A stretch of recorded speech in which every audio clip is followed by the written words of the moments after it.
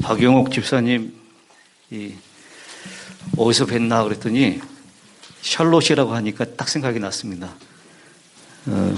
저 박준영 목사님 은퇴할 때 집사님 찬양하는 모습을 봤습니다. 제가 샬롯 교회에 갔었을 때는 집사님 못 뵀던 것 같은데 몇 년 전인지 잘 모르겠는데 하여튼 너무 은혜로운 찬양 감사드리고 찬양을 이렇게 들으면서 예수님의 십자가의 은혜를 다시 한번 깊이 생각할 수가 있었습니다. 귀한 찬양을 하나님께 올려드려서 감사드립니다. 오늘 이 아침 주님의 은혜와 사랑 가운데 이 자리로 나오신 여러분들을 진심으로 환영합니다. 여러분 이 안식일이 기쁘시죠? 정말 기쁜 겁니까?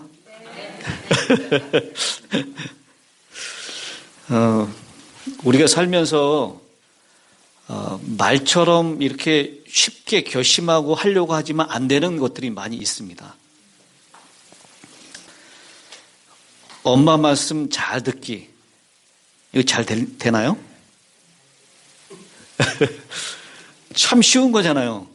엄마가 우리한테 할 때 다 우리 잘 되라고 하고 좋게 하려고 하는 얘기인데 엄마 말씀 잘 듣기. 이거 아무리 노력해도 잘 안 되는 얘기 가운데 하나입니다.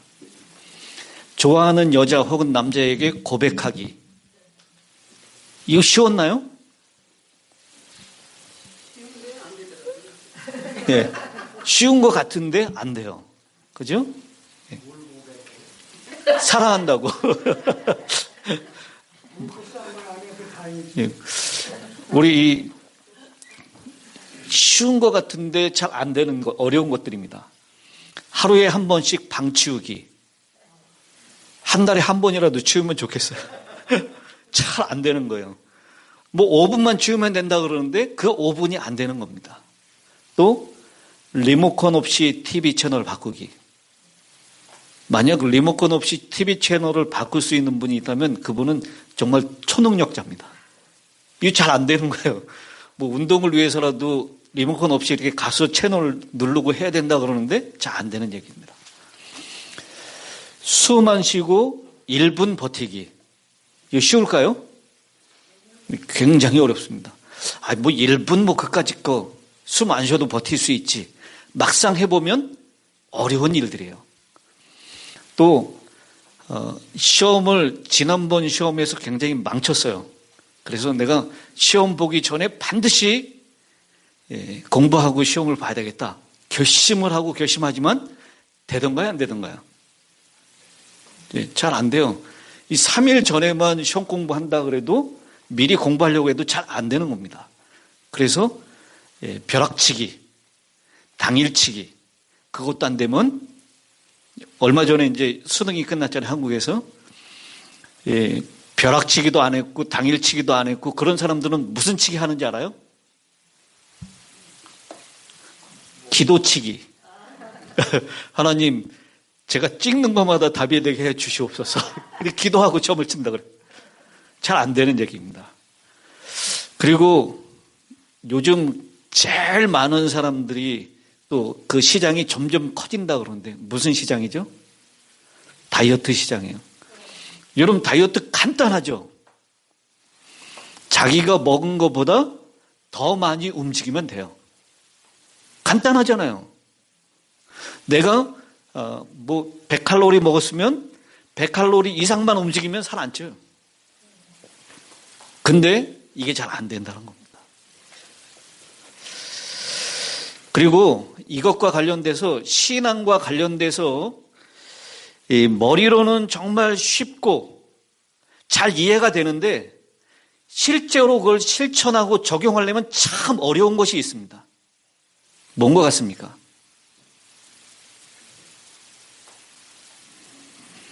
그 중에 하나가 바로 오늘 말씀의 제목인 은혜 같아요. 은혜. 이 시간 우리가 하나님의 은혜를 생각하면서 여러분 은혜하면 제일 먼저 떠오르는 것이 어떤 느낌입니까? 하나님이 나에게 은혜를 주셨습니다 하면 뭐가 제일 먼저 떠오르죠? 네, 감사, 또 예? 예, 생명, 사랑 이런 것들 쉽게 떠올리게 되는데요. 근데 우리 한국 사람들이 이게 심성이 그래서 그런지 은혜를 받으면 꼭 어떻게 해야 됩니까? 은혜를 받으면 꼭 갚아야 된다는 생각이 늘 자리하고 있어요. 특별히 우리 재림교인들은 일반 사람들처럼, 일반 다른 개신교인들처럼 좀 뻔뻔함이 좀 있어야 되는데 그렇지 못한 것 같아요. 어렸을 때부터 아주 염치, 예절 이런 걸 아주 중요하게 여기는 문화 가운데 살아 그런지 은혜를 받으면 늘 뭘 생각합니까? 은혜를 갚아야 된다라고 생각하게 된다는 것입니다. 그래서 은혜 아니면 나 살지 못하네. 그 찬양 있잖아요. 근데 은혜를 뭐 한다고요? 나 갚지 못하네. 그 얘기가 꼭 들어가요. 은혜를 갚아야 된다라고 생각하기 때문입니다. 그래서 여러분, 우리가 하나님의 은혜를 받으면 그 은혜 때문에 감사하고 감격하고 기뻐하는 것이 우리 그리스도인의 최상의 모습 아니에요? 하나님께서 우리에게 보고 싶은 모습이 그것 아닙니까? 그래서 스텝 투 크라이스트, 예수님께 나아가는 단계 13가지 단계 가운데 제일 마지막 단계가 뭐라고요? 우리 박진용 목사님 자주 강조하시죠. 박 목사님은 제가 같이 한 5년 같이 목회했는데요. 나성중앙에서. 우리 그리스도 안에서 제일 강조하는 것이 주 안에서 기뻐함이에요. 근데 여러분, 장로교인이 기뻐하는 것 같습니까? 재림교인이 기뻐하는 것 같습니까? 아무것도 모르는 사람들, 알면 알수록, 하나님의 은혜를 알면 알수록 더 기뻐해야 되는데, 우리 한국 사람들의 심성 가운데는 그 은혜를 갚지 못한 것 때문에 늘 죄송하고, 그렇게 은혜를 갚아야 되는데, 그렇게 하지 못하는 것 때문에 늘 마음 가운데 죄책감이 있고, 마음이 다운되는 것입니다. 그래서, 여러분, 내가 우리 아들에게 지금 은혜를 베풀었어요. 근데 얘가 그 은혜를 받았으면 뭐 하면은 제일 좋을 것 같아요. 은혜 받은 것 때문에 이 아버지께 감사하고 그 안에서 은혜를 누리면서 기뻐하면 좋을 것 같아요. 근데 얘가 늘 그러는 거예요. 아버지, 제가 이 은혜를 갚아야 되는데요.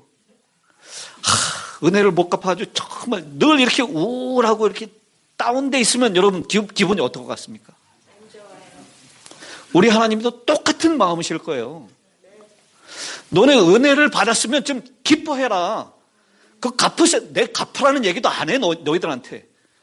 여러분, 우리 자녀들이 부모님한테 은혜 갚을 것 기대하고 은혜를 베풉니까? 혹시 그런 사람이 있을 수도 있어요. 근데, 혹시 있을 수도 있지만, 하나님은 절대로 그걸 기대하지 않으십니다. 우리가 하나님의 은혜를 갚아드릴 수도 없어요.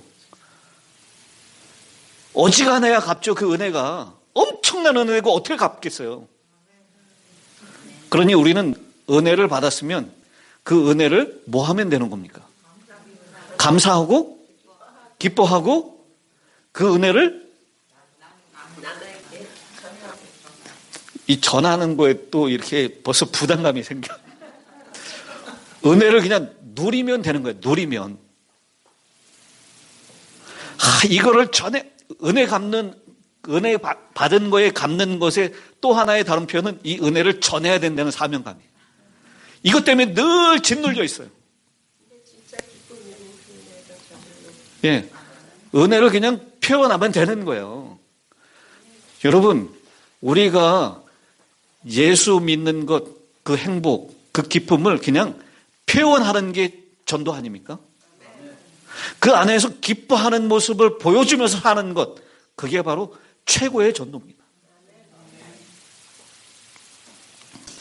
그런데 우리 한국 사람들은요, 어렸을 때부터 성공과 노력의 증후군 가운데 살아왔습니다. 어렸을 때부터 우리가 한 발짝 일어나서 뛰기 시작하면 주변에서 어떻게 합니까? 박수치고 난리가 나요. 칭찬하고. 그러다가 넘어지면 어떻게 돼요? 넘어지면 이건 실패예요. 그래서 한 발짝 한 발짝 뛰어 넘어갈 때마다 격려와 사랑과 환호를 받고 박수를 받는 그 분위기 가운데 살았기 때문에 목숨을 걸고 성공해야 돼요.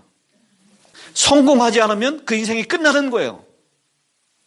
그렇게 우리가 여태까지 그런 문화 가운데 살아왔고 그런 가운데 살았기 때문에 무엇인가 해야 되고 하려면 잘해야 되고 잘하지 못하면 늘 죄책감 가운데 좌절감 가운데 빠지게 됐다라고 하는 것입니다. 이 성공과 노력, 이거하고 반대되는 개념이 무엇이냐면 은혜입니다. 은혜. 내가 노력하지 않아도, 내가 열심을 내지 않아도 거저 주어지는 것, 그것이 은혜잖아요. 에베소 1장 3절로 6절에 이렇게 말씀합니다. 찬송하리로다 하나님 곧 우리 주 예수 그리스도의 아버지께서 그리스도 안에서 하늘에 속한 모든 신령한 복으로 우리에게 복 주시되 곧 창세전에 그리스도 안에서 우리를 택하사 우리로 사랑 안에서 그 앞에 거룩하고 흠이 없게 하시려고 그 기쁘신 뜻대로 우리를 예정하사 예수 그리스도로 말미암아 자기의 아들들이 되게 하셨으니 우리가 하나님의 뭐가 된다고요? 예수 그리스도로 말미암아 아들들이 되게 하셨다. 이제 내가 힘쓰고 노력하고 봉사해야지만 은혜라고 하는 대가를 주어지는 관계가 아니라 아무 자격이 없고 노력하지 않고 오히려 실패했다 할지라도 무엇 때문에? 아들이라고 하는 관계 때문에 은혜를 베풀어주는 관계가 됐다라고 하는 것입니다. 그래서 이는 그의 사랑하시는 자 안에서 우리에게 거저 주시는 바 그의 은혜의 영광을 찬미하게 하려는 것이라. 은혜의 영광을 찬미하면 되는 겁니다. 제가 찬미가 가사 가운데 은혜라고 하는 가사를 검색해 봤어요. 164장인가 나와요. 근데 거기에 그것도 있어요. 여러 은혜가 있습니다. 은혜 가운데 이 찬미가 가사 가운데 은혜를 못 갚아가지고 이런 가사는 없어요. 은혜를 찬양하고 은혜를 더 많이 큰 은혜를 사모하고 이런 가사들이에요. 여러분 그러니까 오늘 이 성공과 꼭 노력해야지만 우리에게 주어진다라고 하는 이 증후군으로부터 벗어날 수 있게 되기를 주님의 이름으로 축복합니다. 거저 주어지는 바 은혜예요. 그 은혜를 이제는 누리고 그 은혜를 찬양하고 그 은혜를 하나님께 감사하시고 그것이 우리의 삶 가운데 우리의 표현 가운데 그렇게 나타날 수 있게 되기를 간절히 바랍니다. 두 번째 우리 성경절 하나 더 보겠습니다. 로마서 11장 6절에 있는 말씀입니다. 같이 한번 읽어보겠습니다. 시작. 만일 은혜로 된 것이면 행위로 말미암지 않음이니 그렇지 않으면 은혜가 은혜되지 못하느니라. 아멘. 우리가 행동으로 하나님께 무엇인가를 해드릴 수 있고 행동으로 무엇인가 하나님의 은혜를 좀 갚아드리려고 하는 것, 이 모든 시도를 이제는 포기해야 된다라는 것입니다. 은혜로 거저 받았으니 그 은혜를 누려라라고 하는 것입니다. 제가 전에도 한번 예화로 말씀드렸죠. 우리 순진한 시골 할머니 보찜을 이렇게 탁 이고 가세요. 시골길을. 이 시골길을 쫙 가는데 달구지라 그러나요? 경운기를 타고 이렇게 지나가다가 그 할머니가 이거를 메고 올라가시는 게 너무 힘들어 보여. 그래가지고 할머니 뒤에 타십시오. 그랬더니 할머니가 뒤에 딱 타셨어요. 경위 운전사가 한참 운전하고 가다가 뒤를 딱 돌아보니까 할머니가 뭐 하고 있어요? 여전히 이걸 이고 있어요. 할머니 이거 내려놔도 돼요. 그랬더니 할머니가 뭐라 그러셨다고요? 아유, 태워준 것만도 얼마나 고마운데요. 이것까지 내려놓나요? 우리가 지금 그런 꼴이라니까요. 여러분, 하나님의 은혜를 만끽하시게 되길 바랍니다. 그 여러분의 이 신명기에 그런 말씀이 있잖아요. 우리는 행복자로다. 이와 같은 구원을 얻은 백성이 또 누가 있겠느냐? 여러분, 우리의 표정과 우리의 이 말투에서 하나님께서 우리에게 베풀어 주신 구원에 대하여 정말 감격하고 기쁨이 이렇게 숨길 수 없을 정도로 나타나야 합니다. 그러니까 여세 동안 이 전쟁터 같은 세상에서 피곤하고 지치고 힘들게 살아왔다가 이 감격적인 구원을 기념하는 안식일, 창조를 기념하는 이 안식일에 주님의 전에 나왔을 때 주체하지 못하는 설레는 마음으로 하나님의 은혜를 감격하고 그 은혜를 나타내고 발산할 수 있게 되기를 간절히 바랍니다. 두 번째, 여기까지는 참 잘 됐는데 여기서부터가 문제예요. 너무나 많은 그리스도인들이 행위나 노력으로 그리스도인이 되려고 하는 사람들을 보면 뭐라고 얘기합니까? 그 율법주의라고, 우리가 행위로 되는 것이 아니라고 그렇게 얘기하면서 뭐 하라고 얘기합니까? 하나님의 은혜를 그냥 믿음으로 받으면 되는 것입니다. 믿음으로 구원을 받는 것이다 라고 얘기를 합니다. 그런데 이 믿음으로 구원을 받고 난 다음에 하는 문제가 무엇이냐면, 내가 이제 믿음으로 구원을 받았으니, 하나님의 은혜로 구원을 받았으니 이제는 내가 어떤 행위를 통해서 이 구원을 완성시켜야 한다. 다른 말로 하면 이건 성화라고 하는 얘기예요. 여러분, 칭의는 하나님께서 거저 입혀주시는 의예요. 거저 주시는 의예요. 근데 이 성화 부분에 와서는 사람들이 뭐라고 생각하냐면, 내가 그리스도 안에서 은혜를 받았으니 더 열심히 노력해야 된다라고 하는, 옛날로 이렇게 돌아가려고 하는 습관이 있어요. 그래서 새벽 5시에 일어나서 새벽 기도를 해야지만 그리스도인이 되는 거예요. 1시간 이상씩 매일 기도해야지만 올바른 그리스도인이 된 것 같다라고 하는 느낌을 받는 것입니다.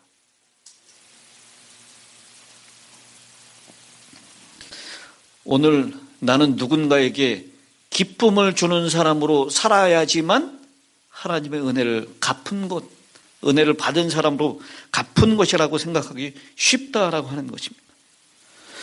만약 그렇게 하지 못하면 실패한 그리스도인처럼 느껴지는 것입니다. 성경의 진리는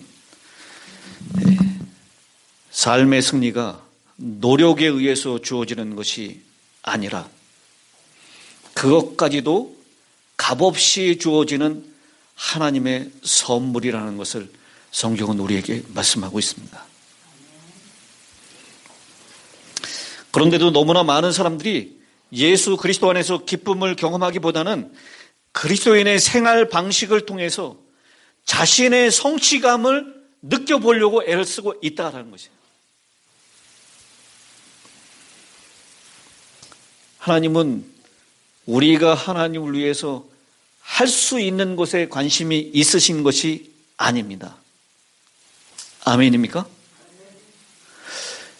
여러분, 우리가 해봐야 하나님의 마음에 들게 하겠습니까? 하나님의 마음에 들게 할 수 없어요. 와이프 마음에도 안 들게 하는데요, 뭐. 우리가 아무리 애써봐야 배우자의 이 마음에 이렇게 쏙 들게 할 수 있어요? 사람도 만족시키지 못한다고요. 하나님, 우리가 할 수 있는 어떤 것에 대하여 아무런 기대를 하지 않으십니다. 여러분, 믿으시게 되길 바랍니다. 내가 새벽에 일찍 일어나서 기도하는 것, 내가 하루에 1시간 이상씩 기도하는 것, 내가 매일매일 다른 사람들 위해서 봉사하고 그렇게 하는 것, 하나님을 기쁘게 하려고 하는 것이 아니라 그 근원을 깊이 살펴보면 나를 만족시키고 나를 기쁘게 하려고 하는 이 욕심이 더 많아요. 그것 때문에 그게 잘 되지 않으니까 늘 우울하고 찝찝한 거예요.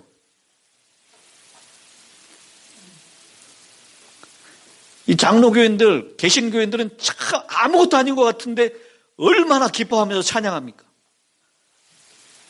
근데 우리는 기쁨의 찬양을 하는데도 이게 다 초상집에 와 있는 것 같아요. 전부 다.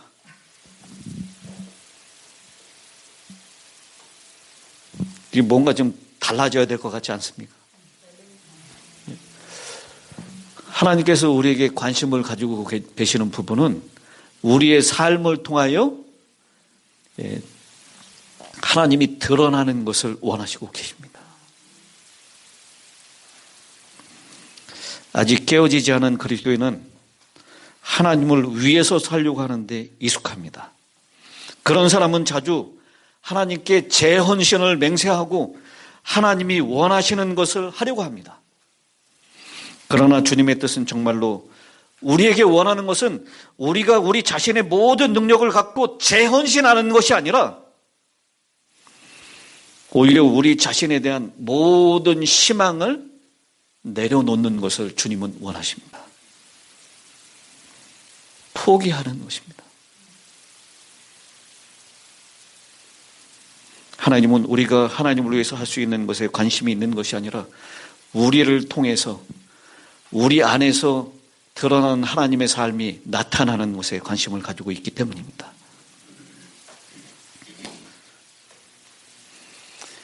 데살로니가전서 5장 24절에 너희를 부르시는 이는 미쁘시니 그가 또한 이루시리라. 누가 이루신다고요? 내가 이루는 것이 아닙니다. 여러분, 내가 이루려고 하니까 늘 좌절이 되고 낭망이 되는 거예요. 내가 이루려고 하니까. 근데 하나님은 정말 믿으실 만한 분이에요. 신실하신 분이십니다. 우리에게 은혜를 주셨을 뿐만 아니라 하나님께서 그 일을 이루어내시고야 마시는 분이십니다.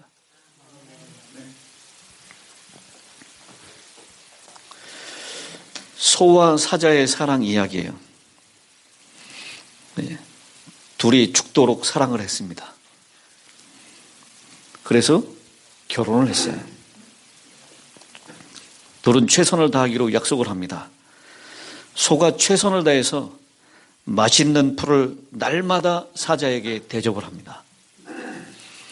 이탈리안 드레싱도 하고 발사믹 이것도 집어넣고 해가지고 온갖 정성을 다 들여가지고 풀을 맛있게 요리해가지고 사자에게 줘요. 그럼 사자는 어떻게 하죠? 안 먹지 않죠. 죽도록 사랑하니까 맛도 없는데 억지로 먹으면서 요리 실력이 날마다 달라지는 것 같아 하면서 억지로 먹어요. 그렇지만 마음에는 기쁨이 없습니다. 그래서 다음 기회는 내가 당신을 위해서 요리를 준비할게. 사자가 블랙 앵거스를 딱 준비해가지고 뉴욕 스테이크를 탁 만들어가지고 거기에 소스 쫙 해가지고 솔트 앤 페퍼 쫙 갈아놓고 해가지고 딱 갖다 줬어요. 이 소가 어떻게 할까요? 소는 그걸 먹으려면 아주 죽겠어요. 소와 사자가 서로 사랑을 하는 얘기예요. 이 둘이 어떻게 될까요? 예. 맛있다고 거짓말하면서 먹는 것도 한두 번이지 참을성의 한계가 다다랐어요. 그래서 둘이 마주 앉아서 얘기를 합니다. 문제를 잘못 풀어놓으면 큰 사건이 되고 맙니다.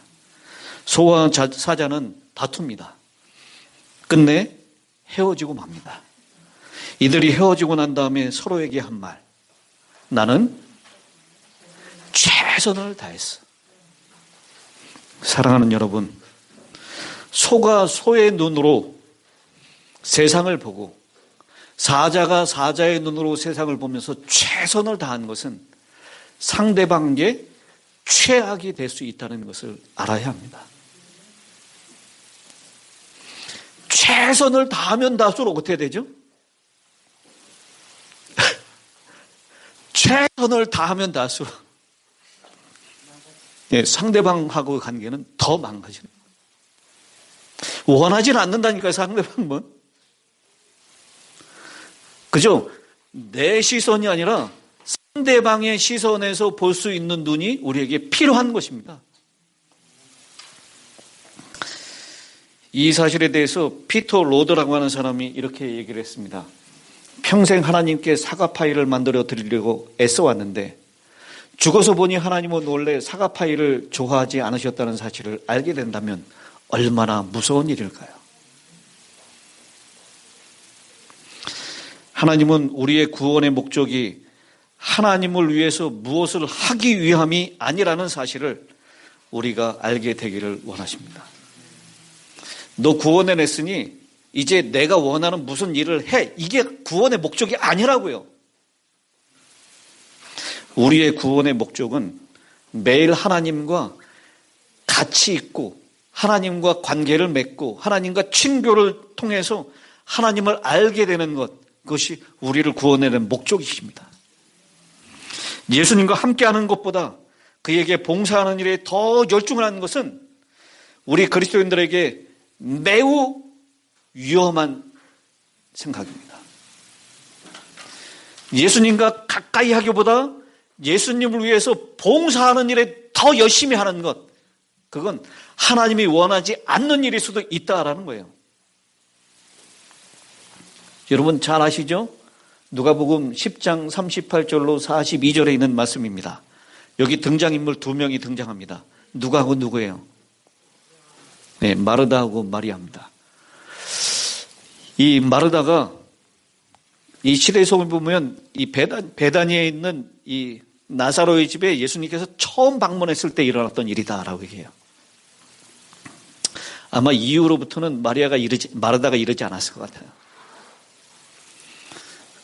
근데 요한복음 12장인가 거기 보면 잔치집에서 또 열심히 분주하게 일하고 있는 마르다를 볼 수 있어요. 이건 이 천성은 어쩔 수가 없는 것 같아요. 근데 여기 보면요, 좀 어려운 구절이 있어요. 다른 것들은 다 이해가 돼요. 근데 42절에 있는 말씀이에요. 42절에 있는 말씀을 이렇게 보겠습니다. 개역 개정에는 몇 가지만 하든지 혹은 한 가지만이라도 족하니라. 마리아는 이 좋은 편을 택하였으니 빼앗기지 아니라 하시니라. 여기 예수님께서 몇 가지만 하든지 혹은 한 가지만이라도 족하니라. 이게 무슨 뜻일까요? 네. 지금 마르다가 이 예수님께서 저쪽 여리고서부터 와가지고 얼마나 시장하실까. 그래가지고 아주 분주한 마음에 그냥 이 국수 만들고 전하고 청국장 끓여놓고 잡채 만들고 아주 부지런히 샐러드 이렇게 해놓고 막 여러 가지를 만들고 있어요. 예수님께 최선을 다해서 봉사하고 싶어서. 그러니까 예수님께서 아유 그렇게 한 12천 반상으로 차리지 말고 한 2-3가지만 있으면 돼. 아니면 한 가지면 좋게. 이런 뜻일까요? 네? 그럼 무슨 뜻입니까, 사모님?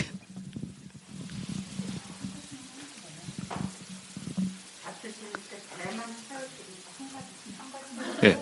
그러니까 여기 몇 가지만 하든지 혹은 한 가지만 해도 좋아. 그냥 이렇게 너무 복잡하게 하지 말고 그 뭐라 그래? 제일 간편하게 먹는 거. 예. 컵라면 하나만 끓여면 돼. 지금 이런 뜻으로 말씀하신 건가요? 우리 이 주석에 보면요, 이게 참 난해 구절로 돼 있어요. 몇 가지만 하든지 딱 한 가지만 해도 돼. 이런 뜻으로 이해할 수도 있다. 그런데 시대의 소망이 있는 말씀을 보면 그 뜻이 아니에요. 여러분, 다른 바른 성경, 공동번역, 킹 흠정역, 제가 여기 칸이 모자라서 다른 번역 다 안 집어넣었는데요. 다른 번역에 이렇게 나왔어요. 그러나 필요한 것은 하나뿐이다. 실상 필요한 것은 한 가지뿐이다. 한 가지가 필요하니라. 음식 조금만 차려라. 그렇게 너무 많이 애쓰지 말고 한 가지만 만들어 이 뜻이 아니에요. 그 한 가지를 뭐라고 얘기하냐면 마리아가 선택한 좋은 쪽 그거 한 가지만 필요하다라는 거예요. 예수님은 지금 마르다에게 뭐라고 말씀하고 계시냐면 어차피 먹어도 조금 있으면 또 배고파지는 거 그거에 목숨 걸지 말라라고 하는 거예요. 정말 필요한 한 가지는 네가 내 발 앞에 와서 나하고 교제 나누고 내 말에 집중하는 것 그게 필요한 것이다 라고 말씀하고 있는 것입니다. 여러분 그러니까 하나님께서 원하시는 거하고 우리가 생각할 때 하나님이 기뻐하실 거라고 생각하는 거하고 같아요, 달라요? 네. 아까 소하고 사자가 서로 원하는 것이 다른 것처럼 우리가 하나님의 일을 봉사한다고 열심히 하는데 정작 하나님은 그걸 원하지 않으신다니까요. 하나님께서 원하시는 것은 가까이 와서 봉사하지 말고 가만히 있어서 나하고 교제하는 것, 나를 더 많이 알아가는 것, 그걸 원하시고 계신다는 거예요.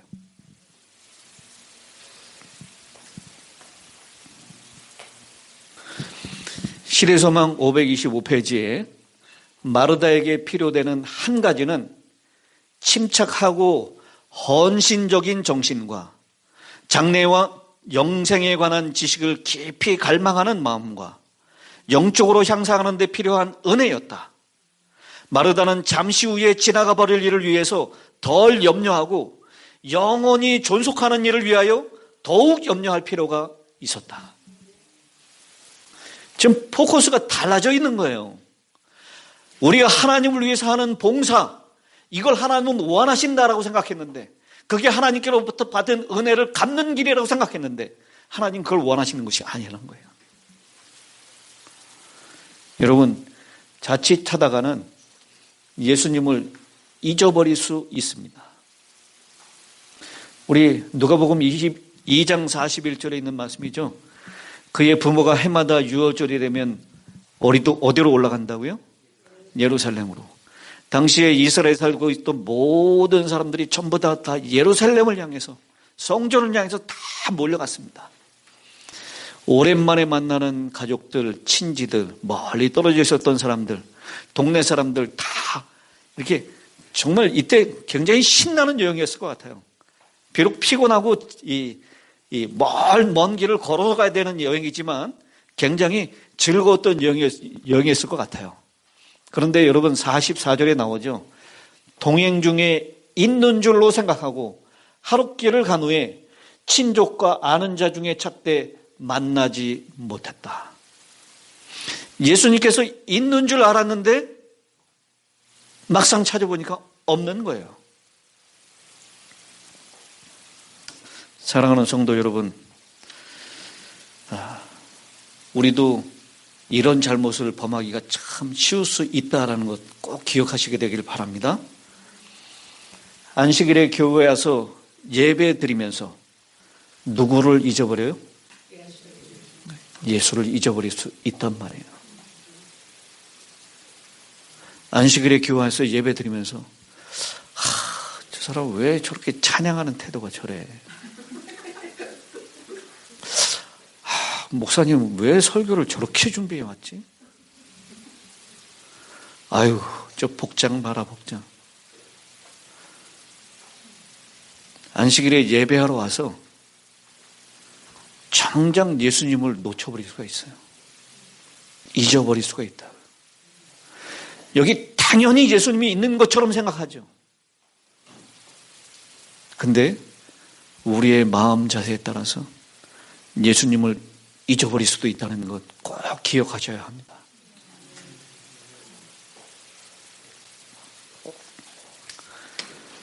성경에 보면 무엇을 어떻게 하는 것보다는 어떠한 모습으로 살아가느냐가 더 중요한 경우들이 많습니다. 저는 이 말씀이 얼마나 저에게 큰 은혜로 다가오는지 몰라요. 만약 제가 노래를 전혀 못하는데 노래를 지키는 것보다 더 불안하고 난감한 일은 없을 겁니다. 이 박용옥 집사님은 참 얼마나 은혜를 얼마나 은혜를 받아가지고 이 노래하는데 사람들에게 은혜를 주고 하나님께 영광을 돌립니까? 근데 다음 주에 김영진 목사가 독창으로 이렇게 무반주로 노래하라고 그러면 저는 아마 일주일 동안 계속 잠도 못 잘 거예요. 그건 저에게 굉장히 큰 스트레스예요. 이미순 사모님 다음 주에 여기 무반주로 특창하십시오. 그럼 아마 이분 잠 못 주무실걸요.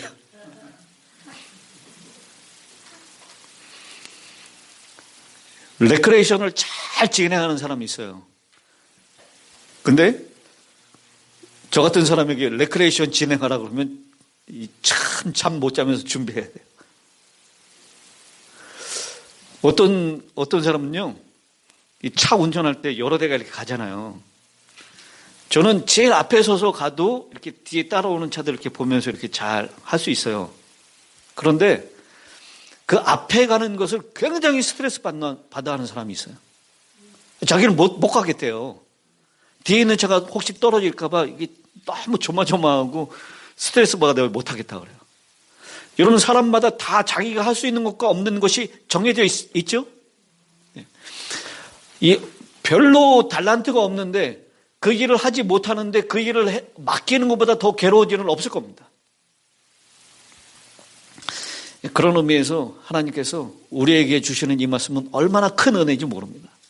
여호와께서 너희를 위하여 싸우시리니 너희는 가만히 있을지니라. 아멘. 나가서 싸워야 되는데 저는 싸움에 자신이 없어요. 그때 내가 너희를 위해서 싸울 테니 너는 가만히 있어. 이것보다 더 큰 복음이 어디 있습니까?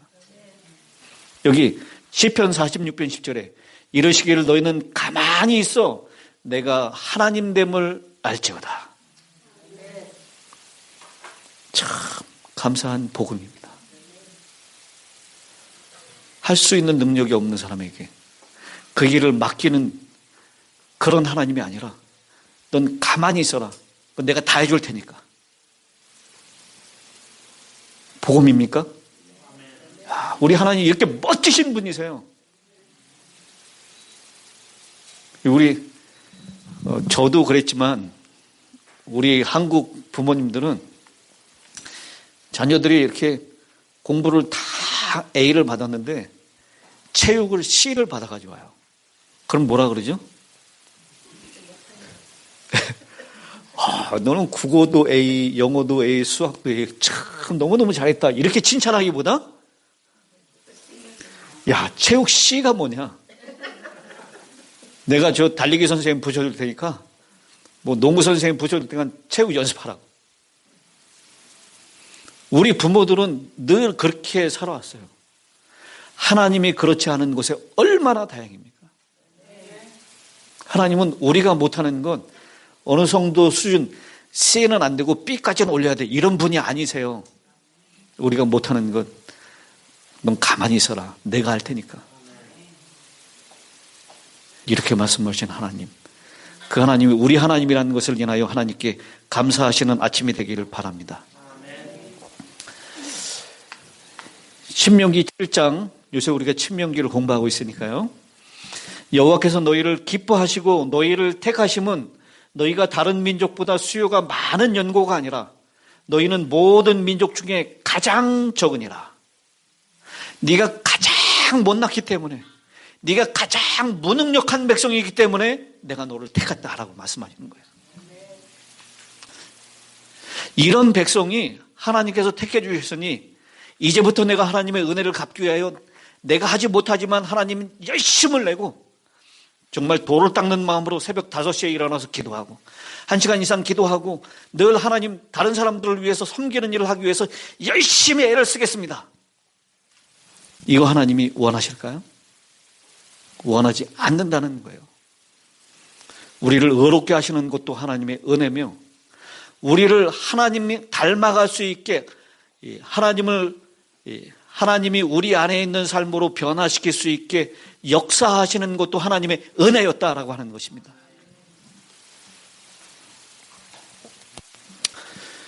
그런데 여기서 그치시는 것이 아니라 하나님은 할 일을 우리에게 하시게 하시는 분이시다라는 거예요. 빌립보 2장 13절에 있는 말씀입니다. 제가 제일 좋아하는 성경절이에요.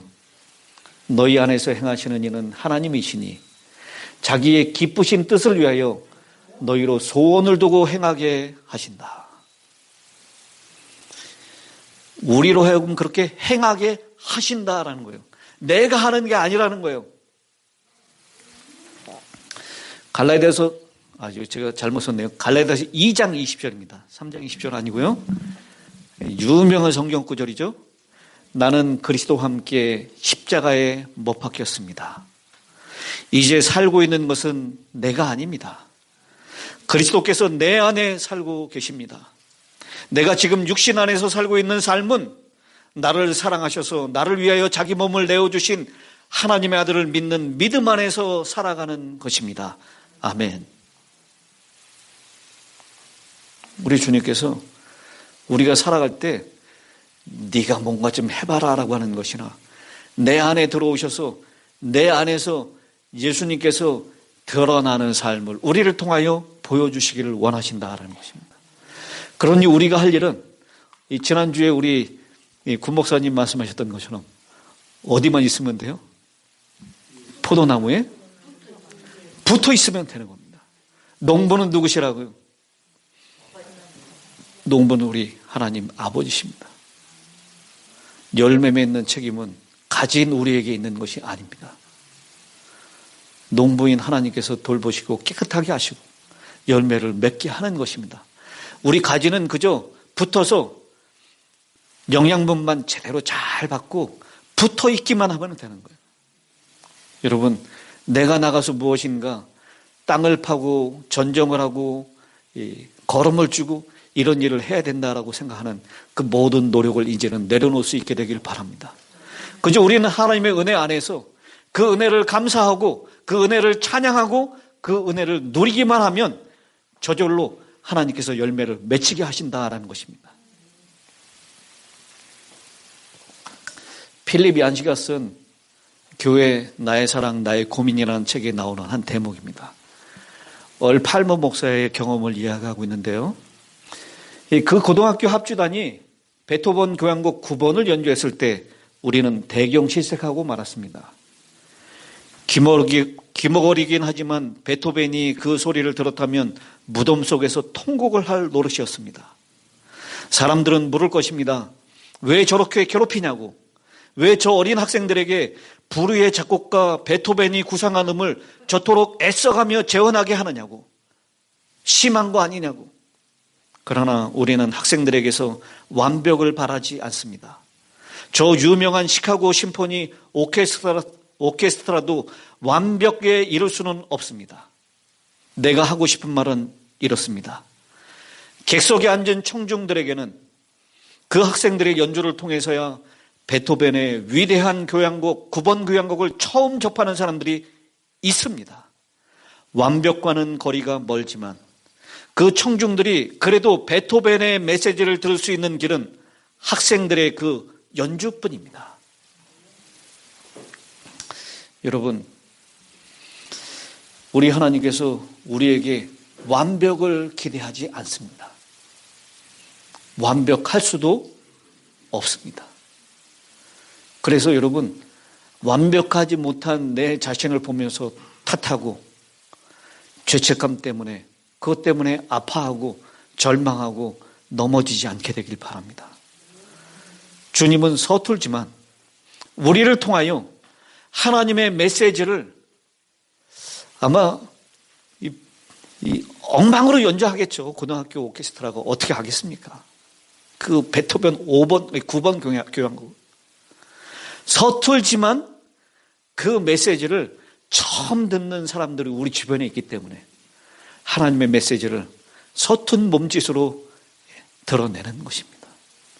그것이 하나님께서 우리에게 맡겨주신 일입니다. 오늘 저는 하나님의 은혜를 생각하면서 두 가지로 정리를 합니다. 첫 번째는 우리는 원래 아무것도 할 수 없는 존재입니다. 여러분 그렇게 고백하시겠습니까? 우리는 아무것도 할 수 없는 존재입니다. 그러므로 무엇 하나 하나님의 마음에 들게 할 수 없는 존재입니다. 그래서 그런 일을 한다고 하는 것이 우리에게 얼마나 큰 어려움인지 모릅니다. 그런데 하나님은 우리에게 그냥 가만히 있으라라고 말씀하십니다. 할렐루야! 이게 하나님의 은혜입니다. 아무것도 할 수 없는데 너 이것도 하고 저것도 해야 돼라고 하면 얼마나 큰 짐이겠어요. 근데 하나님께서 가만히 있어라라고 말씀하십니다. 두 번째 하나님의 은혜는요, 우리의 어떠함을 다 아시면서도 그분은 우리를 믿어주시고 우리에게 할 일을 주셨다는 것입니다. 할 수 없는데도, 그것을 완벽하게 해낼 수 없는데도 우리에게 일을 맡겨주시는 은혜. 이 두 가지가 모순되어 있는 것처럼 같이 보이죠? 그러나 분명한 것은 이 두 가지가 다 하나님의 은혜라는 것입니다. 사랑하는 여러분, 우리에게 주신 그 은혜, 그 은혜를 어떻게 갚아야 하지? 우리 주변에 있는 사람들로부터 이렇게 도움을 받으면 그 은혜를 어떻게 갚아야 할까? 그것 때문에 부담감 많이 느끼면서 사는 게 우리예요. 너무 착해서 그래요, 우리가. 그런데 여러분, 그 은혜를 받으면 은혜를 갚을 길이 없습니다. 그것은 그저 은혜를 감사함으로 은혜를 누리면 되는 것입니다. 그것이 은혜를 베푼 사람에게 우리가 갚을 수 있는 최고의 길이 아닐까요? 기도하겠습니다. 하늘에 계시는 자비하신 아버지 하나님, 우리에게 그 크신 은혜, 감당하지 못할 은혜를 베풀어 주신 것을 감사합니다. 이제 그 은혜를 갚으려고 하는 부담과 수고와 애씀으로부터 벗어날 수 있도록 오늘 저희들에게 말씀하시니 감사합니다. 가만히 있어라. 가만히 있어 하나님됨을 알라라고 하셨던 하나님의 그 은혜 너무너무 감사합니다. 그리고 우리가 어떠함에도 불구하고 우리가 서툰 몸짓으로 하나님의 사랑과 은혜를 증거하고 드러낼 수 있도록 일을 맡겨주신 은혜를 또한 감사합니다.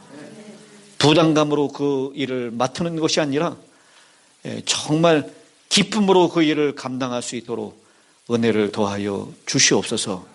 우리 힐탑의 성도님들, 또 여기저기서 오신 방문하신 주의 자녀들, 오늘 하나님의 은혜를 만끽하며 기쁨이 우리의 마음과 몸을 통하여 온전히 드러나는 귀하고 복된 안식일 경험되게 하여 주시옵기를 우리를 사랑하시는 예수님의 이름으로 기도드리옵나이다. 아멘.